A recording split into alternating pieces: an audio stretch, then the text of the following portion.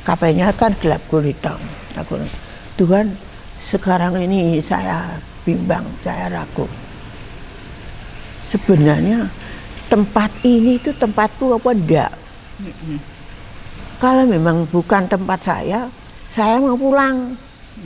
Tapi kalau memang tempatku, apapun yang terjadi saya mau. Saya ingin jawaban.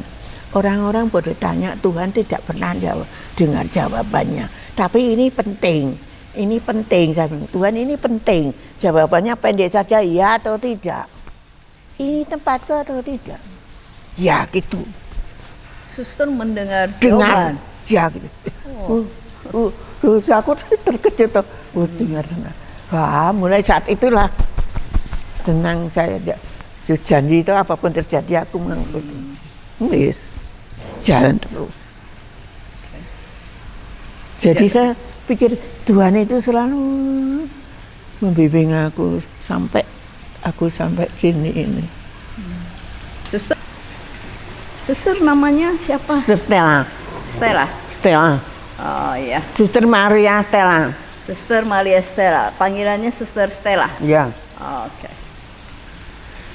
Nah, suster asalnya dari paroki mana? Borobudur. Suster masuk biara tahun berapa? 1960. 60. Waktu itu usia suster berapa? Hah? Waktu masuk biara, usianya berapa tahun? 20. Suster kenal OSF dari mana?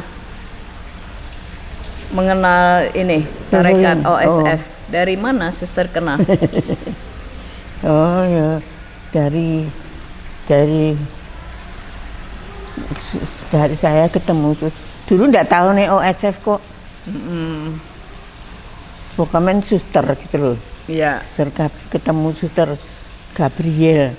Nggak pernah ketemu suster kok suruh dah. Saya belum Katolik sudah ingin dibilang nggak ingin jadi suster.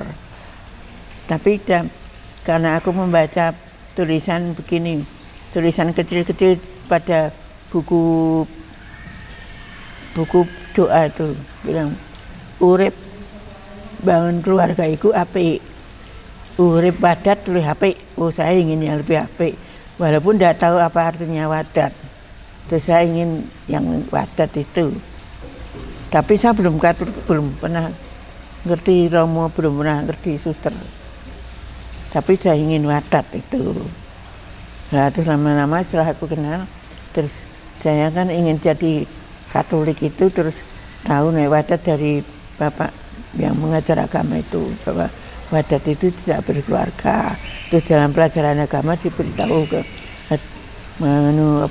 komuni itu paling tidak kan menurut aturan gereja 1 tahun sekali, tapi paling baik juga 1 minggu 1 kali. Tapi apik banget ya, 1 kali 1 hari, tiap hari. Nah terus akhirnya aku tahu dari suster itu tiap hari ke gereja. Oh nih gitu aku ya lebih baik saja yang bisa tiap hari terima komuni gitu. Selalu yang lebih baik gitu loh. Ya.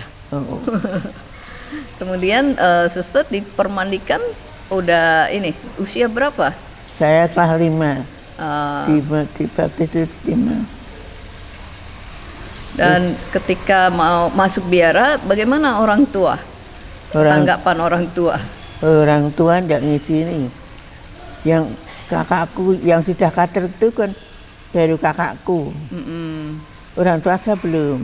Yeah. Tapi kakakku yang sudah Katolik pun memberitahu orang tua saya jangan boleh. Jadi suster atau mulai kok hilang anakmu gitu. Beritahu gitu. Tapi aku tetap jadi suster. Nah, setelah jadi suster baru mereka menerima baik-baik.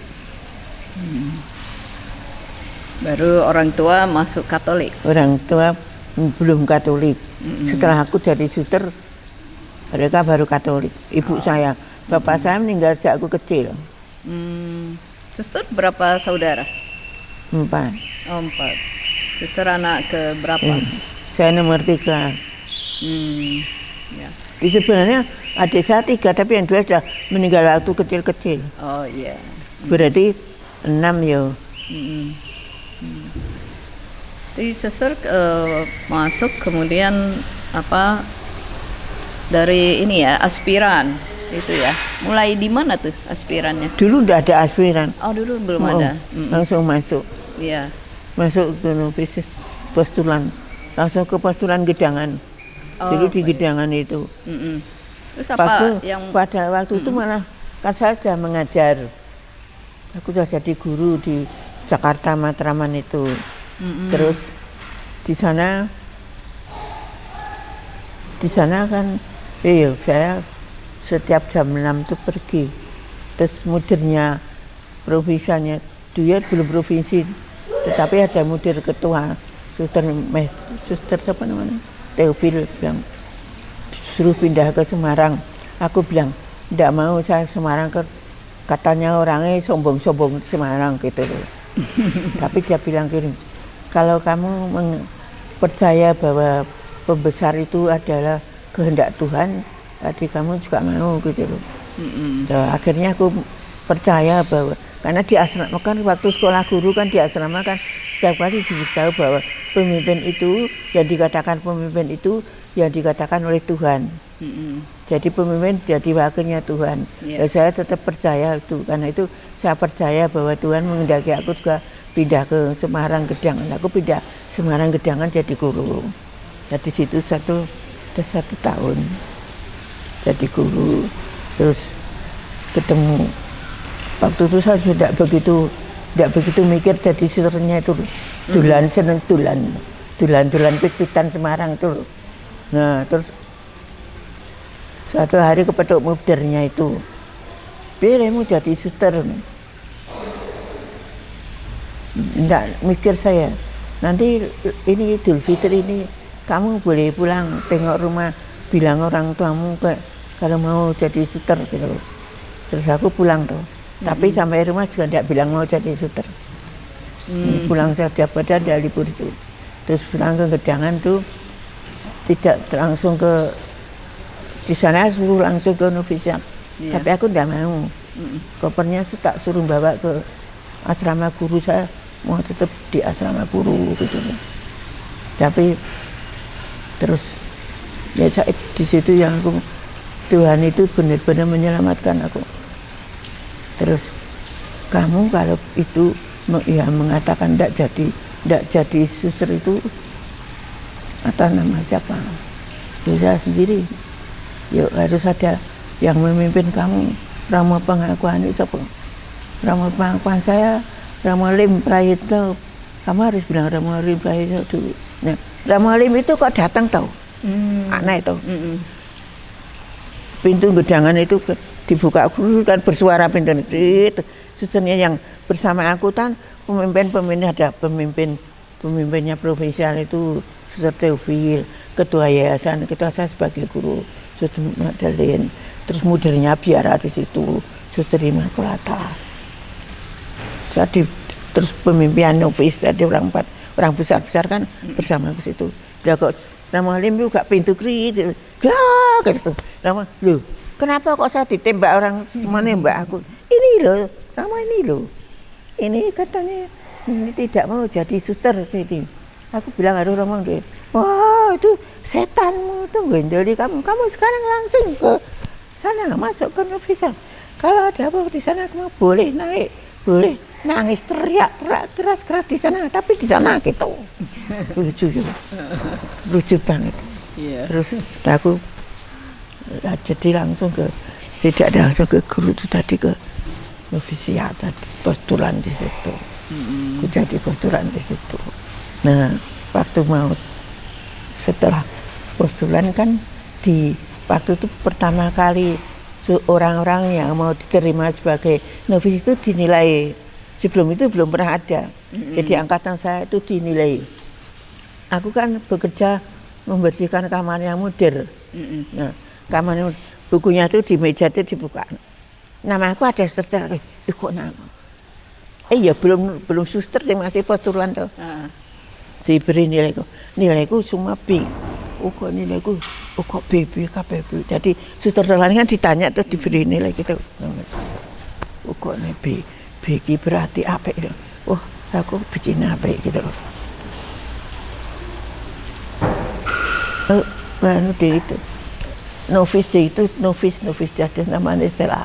Terus satu-satu masuk kamarnya mudir itu diberitahu boleh kalah atau enggak. Nah, aku udah ceritakan kelewatan tadi. Artinya ke postulan sih itu. Postulan kan keliling terima pakaian itu loh. Diberitahu kan dulu namanya suruh cari sendiri-sendiri. Aku cari, pokoknya aku namanya yang pendek, aku dari Maria 8 Desember.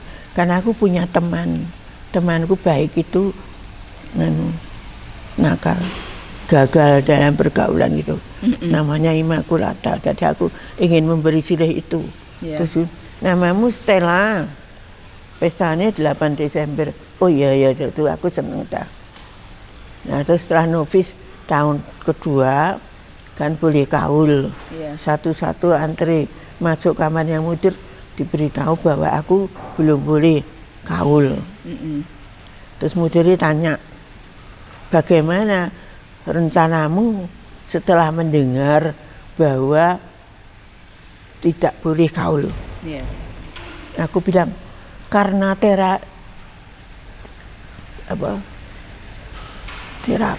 apa namanya? Apa tuh namanya ini? Terakat kok namanya lupa aku. Apa suster maksudnya? Kongregasi kini OSF tarekat. Karena itu saya waktu itu juga belum, saya tua ini saya merenungkan. Karena tarekat masih mengizinkan saya mengulang, ya saya mau mulang gitu. Kemudian wah jawamu bagus sekali itu, bukan jawamu itu dari Roh Kudus itu. Bagus sekali jawamu gitu. Katanya, aku juga tidak nangis. Biasanya diberitahu tidak boleh kalau kan nangis. Aku tidak nangis. Karena dalam buku-buku panduan novis itu bilang kalau jadi suster sombong untuk apa? Jadi lebih baik mengulang di novisiat supaya latihan rendah hati. Nah aku tak mau itu. Jadi aku tidak nangis, tidak boleh kalau keluar dari kamarnya muda dibilangin novisiat. Aku tuh tidak boleh sombong. Mereka tidak boleh percaya aku tidak boleh. Tapi aku benar-benar tidak boleh toh.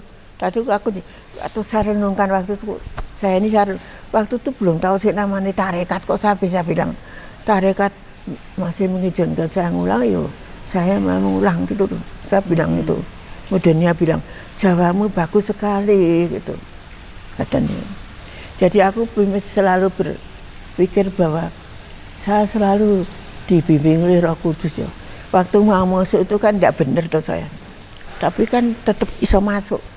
Jadi Tuhan mendorong saya tetap bisa masuk. Terus tidak boleh kau tuh ayam, tidak apa-apa. Karena berarti aku doanya terkabul supaya saya latihan rendah hati. Jadi suster sombong tidak ada gunanya gitu. Nah waktu itu beberapa hari kemudian pemimpin novis doa jalan salib di kapel. Saya juga di kapel. Waktu itu saya kalau makan kan saya lama banget. Suster terpudur ke kapel aku masih makan. Nah pada jam 7 harus sudah sampai di tempat kerja. Nah aku habis makan cepet-cepet ke kapel. Kapelnya kan di gedangan kan panjang. Jadi saya tidak ke depan tapi di belakang. Duduk di belakang biar cepet bisa keluar. Ya mudirnya yang jalan saya dulu bilang ini. Novis kok duduk di sini, kan harus di depan. Terus aku bilang, ya kan nanti jam 7 harus ke pos, akan bilang. Dia jawab begini, itulah kamu masih seperti anak kecil, karena tidak boleh kaul gitu. Aku bilang, kok alasannya cuma seperti anak kecil pun tidak boleh kaul. Berarti dia menghina panggilan. Saya tidak rela tuh. Orang besar kok menghina panggilan. Saya nangis waktu itu. Nangis tidak bisa diam, nangis terus. Tidak bisa diam. model itu ya enggak manggil saya itu. Akhirnya saya bimbang tuh karena enggak dirasa wong besar kok menghina panggilan. Susah banget saya. Terus Surana setiap kali, kok kamu susah banget tuh, seneng enggak tahu di sini itu. Boten nambani saya. Akhirnya malam-malam rekreasi, saya enggak rekreasi tapi saya ke kapel. Kapelnya kan gelap gulita. Aku, Tuhan, sekarang ini saya bimbang, saya ragu. Sebenarnya tempat ini itu tempatku apa enggak? Kalau memang bukan tempat saya mau pulang. Tapi kalau memang tempatku, apapun yang terjadi saya mau. Saya ingin jawaban.